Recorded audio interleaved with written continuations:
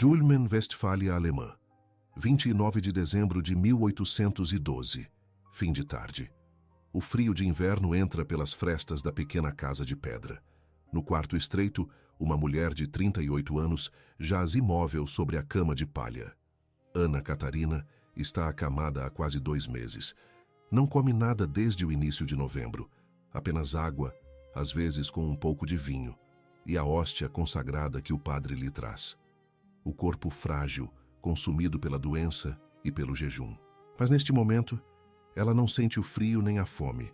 Está em êxtase profundo. Os olhos fechados, as mãos estendidas em forma de cruz, lábios que murmuram orações inaudíveis. Ela medita na paixão de Cristo, como faz há anos, como fez descalça nas madrugadas de Coesfeld, pulando os muros da cidade para rezar a via sacra quando todos dormiam. Mas hoje é diferente. Hoje, algo está prestes a acontecer. De repente, uma luz, brilhante demais para ser deste mundo.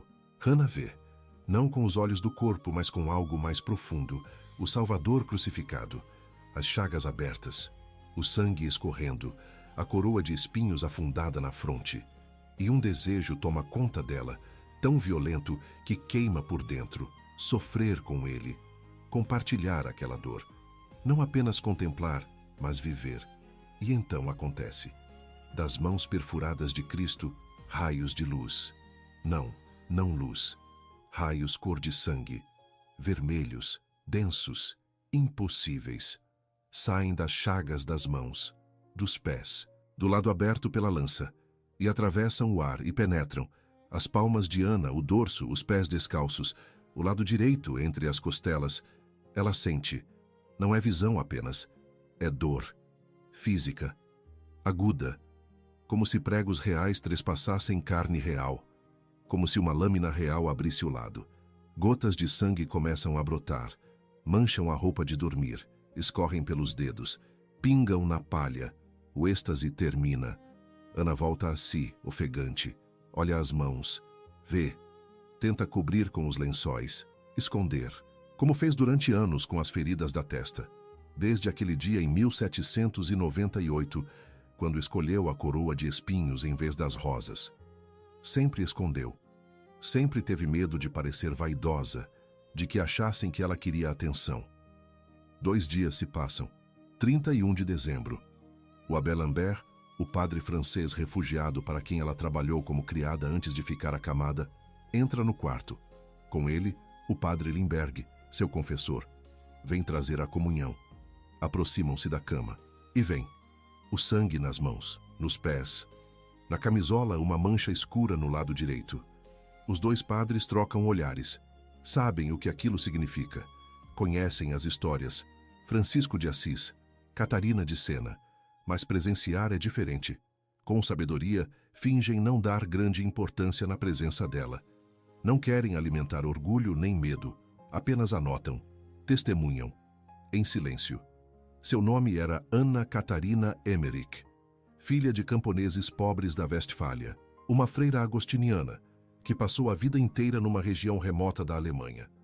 E esta é a história de como uma mulher que nunca saiu de sua terra viu com detalhes impossíveis coisas que aconteceram 1800 anos antes, e como suas visões levariam à descoberta de uma casa perdida do outro lado do mundo. 8 de setembro de 1774. Flamschen, uma aldeola perdida perto de Coesfeld, diocese de Münster, Westfália. A casa é de pedra e barro, teto de palha, chão de terra batida. Dentro, no quarto sem janelas, uma mulher grita no parto. É Anna Hillers, esposa de Bernard Emmerich. Camponeses, pobres como a terra seca que cultivam. Quando a criança nasce, é menina. A quinta. Já tem 4, terão mais 4 depois. 9 ao todo. 9 bocas para alimentar com quase nada. Batizam-na no mesmo dia, como fizeram com os outros, na paróquia de São Tiago de Coesfeld. O nome da mãe, Ana. O nome da filha, Ana Catarina. Ela cresce entre a pobreza e o trabalho. Desde que consegue andar, ajuda nos afazeres, buscar lenha, cuidar dos irmãos menores, depois, trabalhar no campo. As mãos ficam calejadas antes dos 10 anos. Vai pouco à escola. O trabalho não permite, o dinheiro não existe. Mas sabe rezar. Os pais são pobres, mas piedosos. Rezam antes de comer o pão duro. Rezam antes de dormir no frio. E Ana aprende. Ela é diferente das outras crianças. Doce, alegre por dentro, mas quase sempre calada, recolhida. Parece estar ouvindo algo que ninguém mais ouve. Às vezes, para no meio do trabalho, olha para o nada, sorri sozinha. Os pais acham que é teimosia ou distração e são rigorosos. Meus pais muitas vezes me censuravam, mas nunca me elogiavam, ela dirá mais tarde. Como eu ouvisse outros pais louvarem os filhos, julgava-me a pior criança do mundo. Dos 12 aos 15 anos, mandam-na para a casa de um parente camponês. Ela vira pastora de rebanhos. Acorda antes do sol nascer. Passa o dia inteiro nos campos sozinha com as ovelhas. À noite, volta com os pés sujos de terra e as mãos rachadas pelo frio. Dorme em um canto qualquer. Come o que sobra. Não reclama. Nos campos, enquanto as ovelhas pastam, ela reza. Faz coroas de flores e as oferece aos santos, na cabeça sozinha porque ninguém está vendo. Conversa baixinho. Com quem? Ela não diz. Pensa que todas as crianças fazem isso, que todas veem o que ela vê, que todas sentem essa presença. Só depois percebe que não, que é só com ela, e então para de falar sobre isso, por modéstia, por medo de parecer que está se vangloriando. Aos 15, volta para a casa dos pais, continua trabalhando, continua calada, continua escondendo aquele mundo interior que ninguém mais vê. A menina que se achava inadequada, a menina que nunca foi elogiada, a menina que em breve escutaria um som que mudaria tudo. Mas aos 16 anos, algo aconteceria que mudaria tudo. Um som distante, um chamado impossível de ignorar. 1790. Ana tem 16 anos. Está no campo, trabalhando sob o sol da tarde. A enxada pesada, o suor escorrendo, as costas doendo. Mais um dia igual a todos os outros. Ou quase. De repente, vindo de longe, muito longe, um som. Um sino. Lento, grave, solene. É o sino do convento das Anunciadas, em Coesfeld. Ela já ouviu antes, claro. Mas hoje é diferente. Hoje o som não apenas chega aos ouvidos. Atravessa. Penetra o peito. Ressoa dentro como se o sino estivesse tocando nas costelas, no coração, na alma. Ana para. Solta a enxada. Fecha os olhos. O som continua. E com ele, uma certeza. Não uma ideia vaga. Não um desejo tímido. Uma certeza absoluta, queimante, impossível de ignorar. Deus a está chamando. Para a vida religiosa. Para o convento. Para ele. A comoção é tão intensa que ela cai. Desmaia ali mesmo no meio do campo. Quando acordam, carregam-na para casa. Fica doente por muito tempo. Febre e fraqueza, algo que os médicos da aldeia não sabem explicar, mas ela sabe. Foi o sino, foi o chamado. Quando finalmente melhora, conta ao pai. Quer entrar no convento, quer consagrar-se a Deus. Bernard Emmerich ouve e se opõe. Não é má vontade, é realismo brutal. Conventos exigem dote, eles não têm nada. Mal conseguem alimentar os 9 filhos. Como pagar para que uma entre no convento? Impossível, mas Ana não desiste. Se precisa de dote, vai trabalhar, vai economizar, vai conseguir. Arruma trabalho como costureira em Coesfeld. Durante 3 anos costura. Dia após dia, agulha e linha, dedos feridos, olhos cansados. Poupa cada moeda, cada centavo. No fim de 3 anos, tem 20 thalers. Pouco, mas é o que tem. Tenta entrar em um convento. Rejeitada. Tenta outro. Rejeitada. Tenta um terceiro. Rejeitada. O dote é insuficiente. Ou a saúde é frágil demais. Ou não sabe tocar órgão. Sempre alguma razão. Sempre uma porta fechada. Então alguém lhe diz: se soubesse tocar órgão seria mais fácil. Ana vai morar na casa do organista Swentgen. Vai aprender. Finalmente terá a habilidade que abre portas. Mas quando chega lá, vê a pobreza da família. pior que a dela. Crianças passando fome, a esposa doente. E algo dentro de Ana quebra, mas quebra para o bem. Esquece o órgão. Em vez de aprender, trabalha. Vira criada deles. Dá a comida que receberia. Cuida das crianças. Serve. Os anos passam. Ela frequenta a igreja. Reza a via sacra. Sozinha, de noite, descalça. Às vezes pulando os muros da cidade quando os portões estão fechados. Cai dos muros, machuca-se, levanta. Continua. Porque o sino ainda ressoa dentro. Porque o chamado não silencia. 12 anos se passaram. 12 anos de portas fechadas, até que uma amizade inesperada abriria o caminho. 1802. Ana tem 28 anos. 28. A maioria das mulheres já está casada, com filhos. Ela ainda está tentando entrar no convento. Ainda costurando. Ainda servindo na casa do Soentgen. Ainda rezando sozinha nas madrugadas. E então Clara Soentgen, filha do organista. Jovem, talentosa ao órgão, exatamente o tipo de candidata que conventos adoram. Quando Clara pede entrada no convento de Agnetenberg, em Dülmen, as freiras aceitam imediatamente. Claro que sim. Ela toca órgão como um anjo, mas Clara faz uma exigência. Aceito entrar, mas só se Ana Catarina Emmerich entrar comigo. As duas, ou nenhuma. Silêncio. As freiras olham para Ana. A mulher já velha para os padrões da época, sem dote, sem talento musical, saúde frágil. Tudo nela grita, não. Mas Clara é firme, e Clara elas querem. 18 de setembro de 1802. Ana Catarina Emmerich entra no convento de Agnetenberg.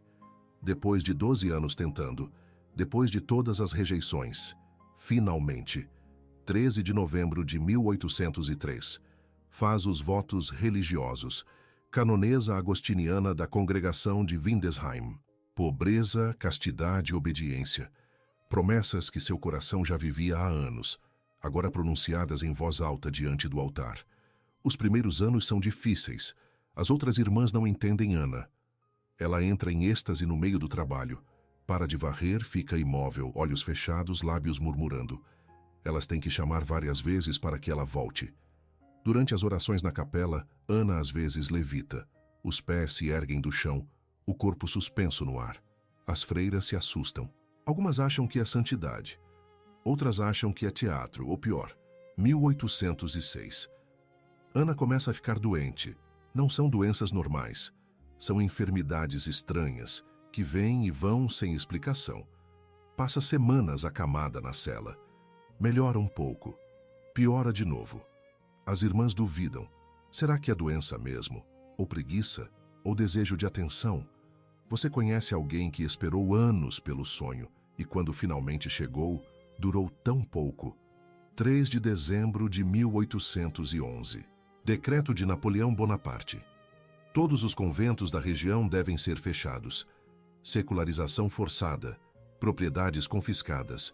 Freiras dispersas. Uma após outra, as irmãs saem.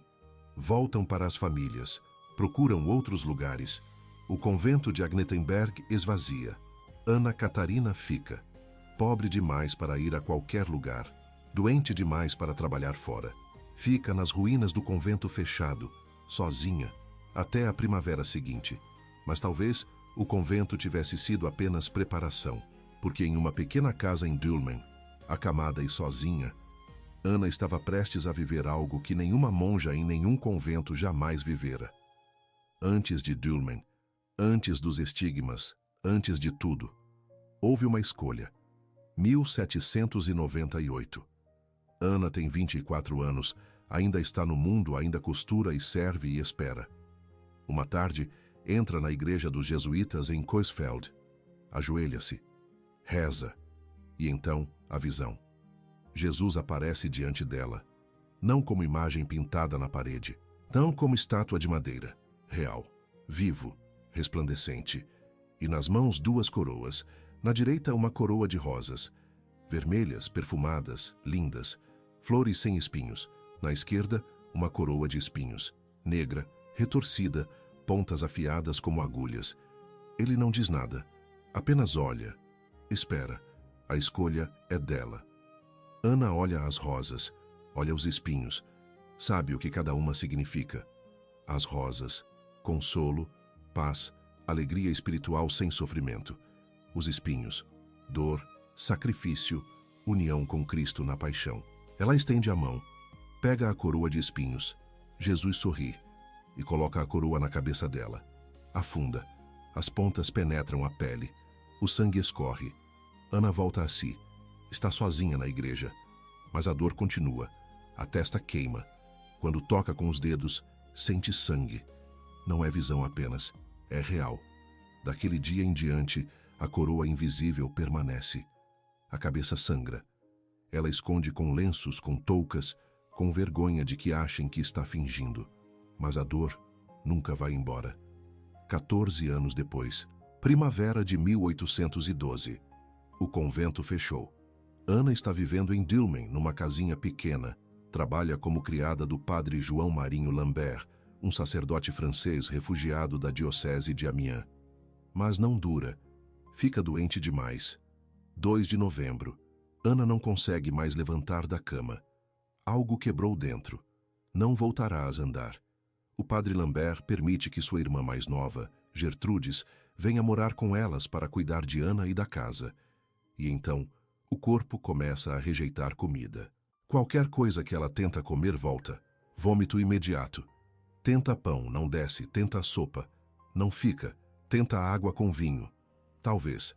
Às vezes consegue água pura. Raramente um pouco de suco de cereja ou ameixa. Mas comida sólida? Impossível. O corpo simplesmente não aceita mais. Só uma coisa fica: a hóstia consagrada. Quando o padre traz a comunhão, ela consegue receber. E vive disso. Só disso. Outono do mesmo ano. Ana está rezando, acamada. De repente, Jesus aparece de novo. Não como na igreja anos atrás. Agora ele é um jovem resplandecente, luminoso demais para olhar diretamente. Estende as mãos e entrega a ela um crucifixo. Ana pega, aperta contra o coração com toda a força que ainda tem. Sente algo queimar no peito. Quando finalmente solta, olha. Ali, entre os seios, gravada na pele, uma cruz, cerca de 3 polegadas de comprimento. Traços largos, vermelhos, como ferida recente, e sangra. Primeiro todas as quartas-feiras, depois todas as sextas, mais tarde com menos frequência, mas sangra. O que ela não sabia é que aquilo era apenas o começo, porque em dezembro, no 29º dia, algo impossível aconteceria. 29 de dezembro de 1812. O quarto está frio. Ana Catarina jaz na cama imóvel há quase 2 meses. Não come desde o dia 2 de novembro, 57 dias de jejum absoluto. Apenas água, apenas a hóstia. É final de tarde. Ela fecha os olhos, não para dormir, para rezar. Entra em oração profunda, meditando na paixão de Cristo, como sempre fez. Mas hoje algo é diferente. O êxtase a toma. Não é sono, não é desmaio. É outra coisa, uma suspensão. O corpo para de existir.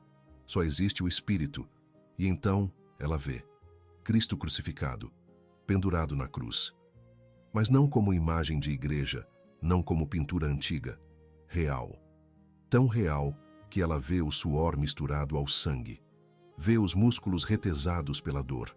Vê a boca entreaberta, os olhos semicerrados, a cabeça tombada, as chagas abertas, as mãos perfuradas pelos pregos, os pés sobrepostos, atravessados, o lado aberto pela lança do soldado, e dentro dela, um desejo. Não é pensamento, é fogo, ardente, incontrolável. Sofrer com ele, não apenas contemplar a dor, não apenas ter pena, mas viver, compartilhar, ser um com ele na paixão. E Cristo responde: das mãos perfuradas saem raios, não de luz branca, não de ouro celestial, cor de sangue, vermelhos densos como se o próprio sangue de Cristo se transformasse em luz e atravessasse o ar. Dos pés, outros raios. Do lado aberto, outro raio. 5 no total.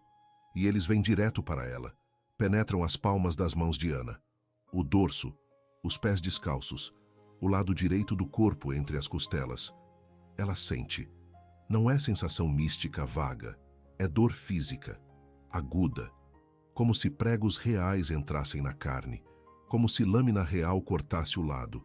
Ela não grita, está em êxtase demais para gritar, mas o corpo treme, contorce, e o sangue começa. Gotas vermelhas brotam das palmas, escorrem pelos dedos, mancham o lençol. Os pés sangram. A camisola de dormir fica vermelha no lado direito, onde a lança teria entrado. O sangue de Cristo encontrou o sangue dela. O êxtase termina. Ana volta, abre os olhos, ofegante. Olha as mãos, vê as feridas, o sangue, o impossível. Terror a invade. Não de dor, a dor ela aceita, mas de vergonha. E se acharem que ela está fingindo? E se disserem que é vanglória? E se pensarem que ela quer parecer santa? Rapidamente cobre as mãos com o lençol, esconde os pés debaixo da coberta, tenta limpar o sangue da camisola. Não pode deixar ninguém ver. 2 dias se passam assim. Ana esconde, reza, sangra em silêncio. 31 de dezembro. Abel Lambert e Padre Limberg entram para trazer a comunhão.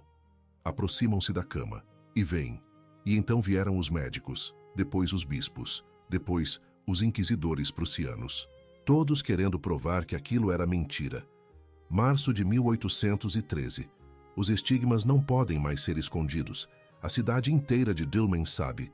Freira acamada com as chagas de Cristo. Uns dizem milagre, outros dizem fraude. A igreja precisa investigar. Padre Hensing, vigário de Dülmen, manda chamar 2 médicos, Dr. Wesener e Dr. Krauthausen. Junto com o confessor de Ana, devem examinar as chagas, verificar se sangram de verdade, descobrir se há intervenção humana. Dr. Franz Wilhelm Wesener tem 31 anos. Estudou em várias universidades alemãs. Discípulo de Schelling. Aprendeu magnetismo com Dr. Hale em Halle. É homem de ciência, cético, sem fé. Quando entra no quarto naquele 23 de março, não espera encontrar nada além de superstição ou teatro.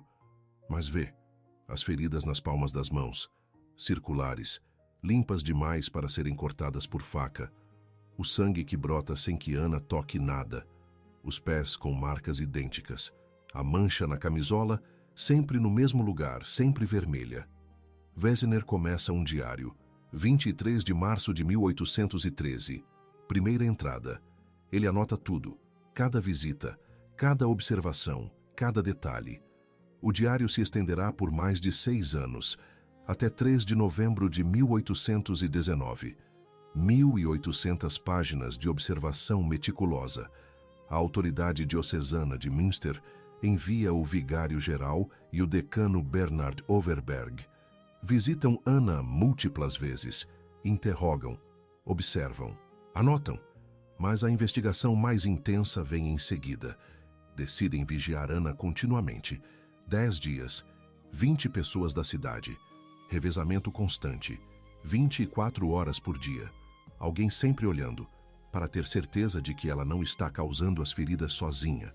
Não está aplicando nada, não está fingindo. 10 dias. Ana nunca fica sozinha, nem para usar o penico, nem para trocar de roupa. Sempre alguém olhando. E durante esses 10 dias, as feridas continuam sangrando, sem que ela toque, sem intervenção humana visível. A conclusão oficial.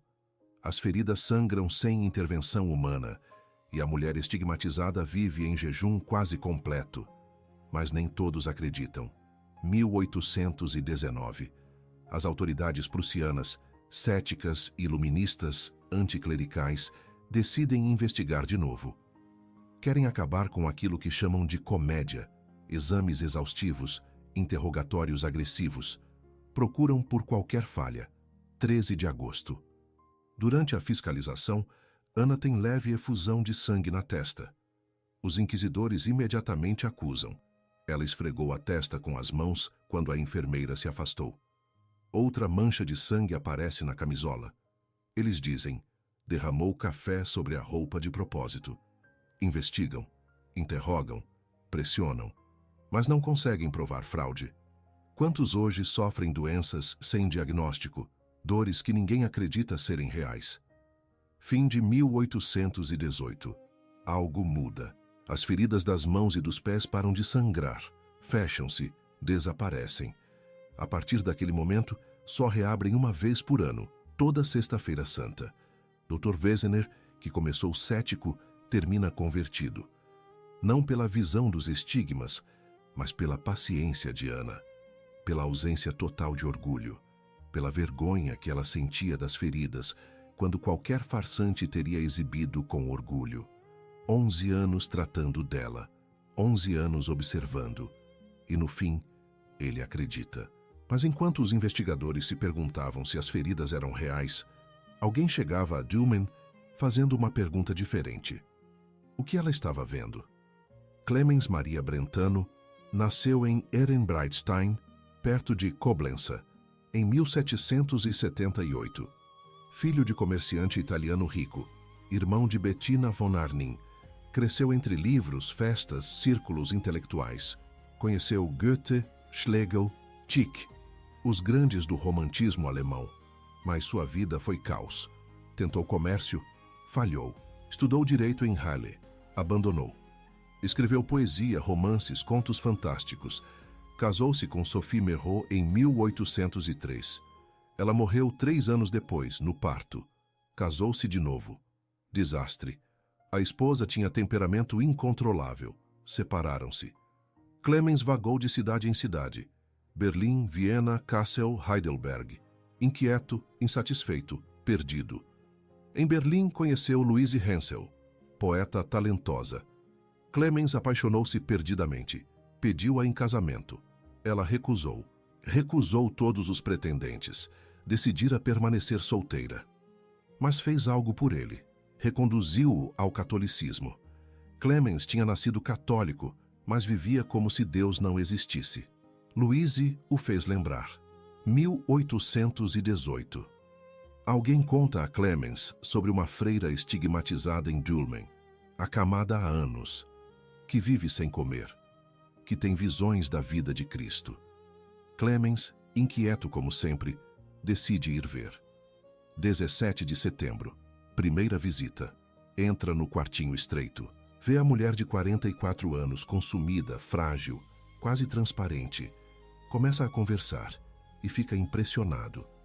Ana não fala como teóloga, não cita livros, mal sabe ler, mas quando descreve a paixão de Cristo, não está recitando, está vendo. Nunca tive lembrança viva de histórias da Escritura, ela dirá depois, pois vi tudo com os meus próprios olhos durante a minha vida inteira. Ela descreve a última ceia.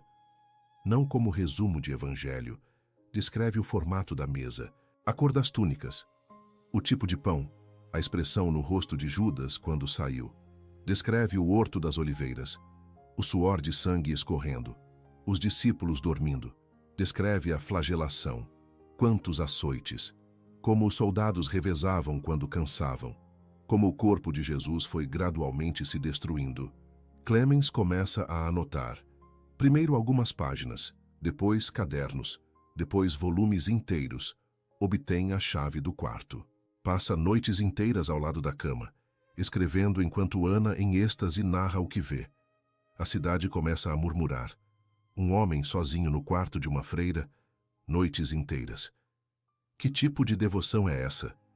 Até o próprio Clemens, no diário que escreve para Louise Hensel, confessa que, em sonhos, foi advertido de que sua caridade era máscara de paixão muito violenta por Ana.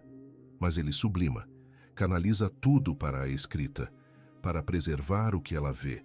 E ela vê muito: a vida de Maria, a infância de Jesus, o Antigo Testamento e algo que ninguém esperava: uma casa, em Éfeso, na Turquia, onde Maria teria vivido seus últimos anos.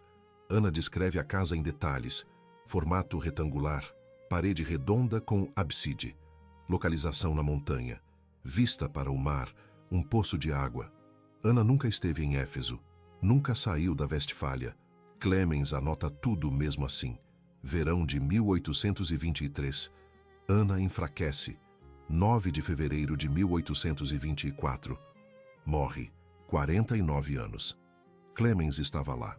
Ana morreu. Mas o que ela viu estava escrito. E décadas depois, em um país que ela nunca visitou, suas palavras levariam a uma descoberta impossível. 6 semanas depois da morte, alguém espalha boato de que o corpo foi roubado. As autoridades reabrem o túmulo. Uma vez, 2 vezes. Nas 2 vezes, encontram o corpo intacto, sem sinais de corrupção, fresco como se tivesse morrido ontem. Clemens Brentano volta para casa com 40 volumes de anotações. Passa anos organizando, compilando, editando. 1833, publica A Dolorosa Paixão de Nosso Senhor Jesus Cristo, segundo as meditações de Ana Catarina Emmerich, em Sulzbach. O livro se torna fenômeno, traduzido para várias línguas, lido por milhares. 1842.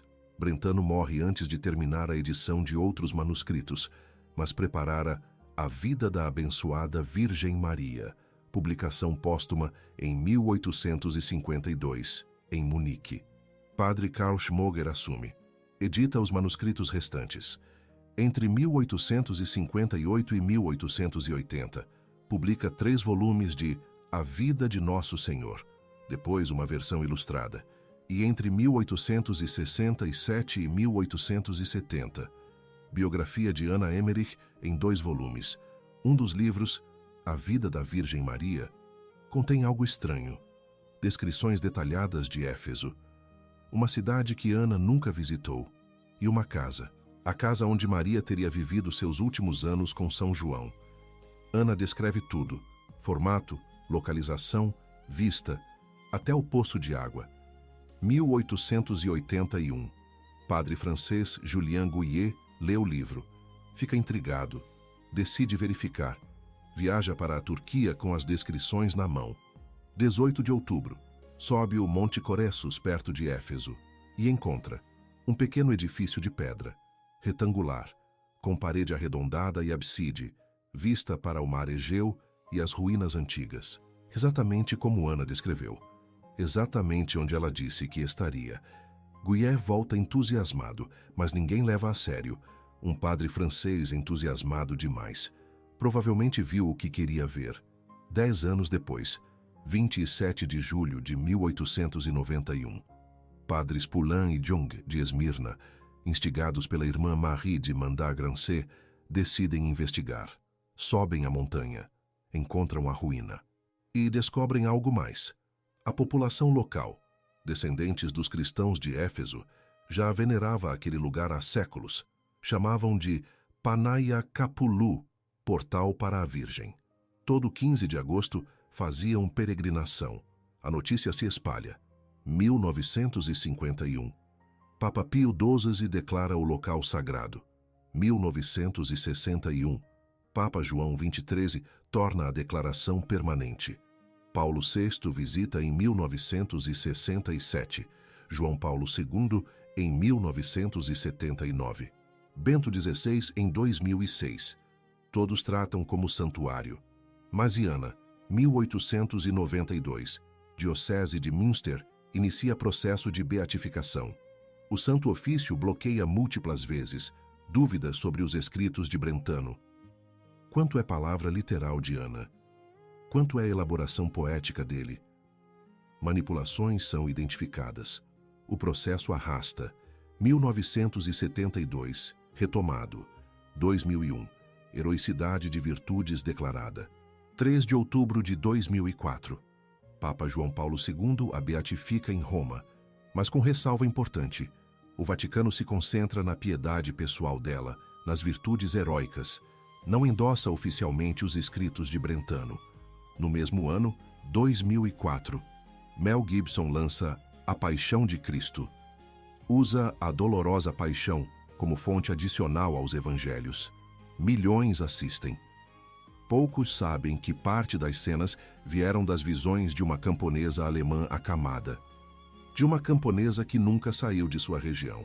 A uma beata venerada no mundo inteiro. De uma menina que se achava inadequada, a uma mística que viu o que poucos viram. Você começou esta história em um quarto frio na Westfália. Dezembro de 1812. Raios cor de sangue atravessando o ar. Uma mulher de 38 anos recebendo fisicamente as chagas de Cristo. Você não sabia quem ela era então. Agora sabe. Você conheceu a menina que desmaiou ouvindo um sino, que se achava a pior criança do mundo porque os pais nunca a elogiavam, que trabalhou como pastora dos 12 aos 15 anos, sozinha nos campos, fazendo coroas de flores para santos invisíveis. Você conheceu a jovem que economizou 3 anos como costureira, juntando 20 thalers que não foram suficientes, que tentou convento após convento, porta após porta, rejeição após rejeição, que desistiu de aprender órgão porque a família do professor estava com fome. Você conheceu a freira que finalmente entrou no convento aos 28 anos, tarde demais para os padrões da época, só porque uma amiga exigiu, que viveu incompreendida pelas irmãs, que achavam seus êxtases teatro, cujo convento fechou 9 anos depois por decreto de Napoleão.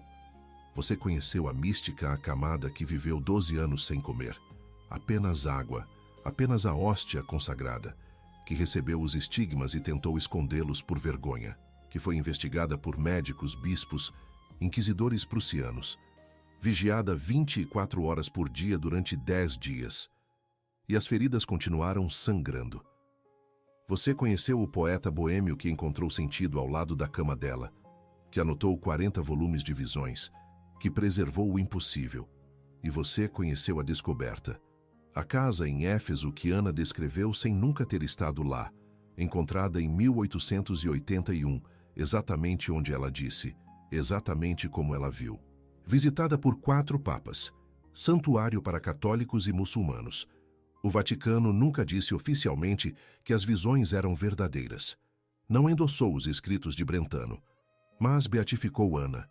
3 de outubro de 2004. Reconheceu. Aquela mulher era santa. Não pelas visões, mas pelas virtudes. Paciência no sofrimento. Caridade na extrema pobreza. Humildade diante dos estigmas. União com Cristo na paixão. Hoje, peregrinos sobem a colina em Éfeso. Entram na casa de pedra, deixam bilhetes no muro dos pedidos, bebem da fonte que Ana descreveu e se perguntam como ela sabia. Hoje seus restos mortais descansam na igreja de Santa Cruz em Dülmen, transferidos em 1975, onde tudo aconteceu. E quando alguém acende uma vela diante de sua imagem, quando alguém oferece sofrimento unido a Cristo, quando alguém persevera apesar das portas fechadas durante 12 anos, quando alguém escolhe espinhos em vez de rosas. A história de Ana Catarina Emmerich continua, não nos livros apenas, nos corações que, como ela, escolhem carregar a cruz.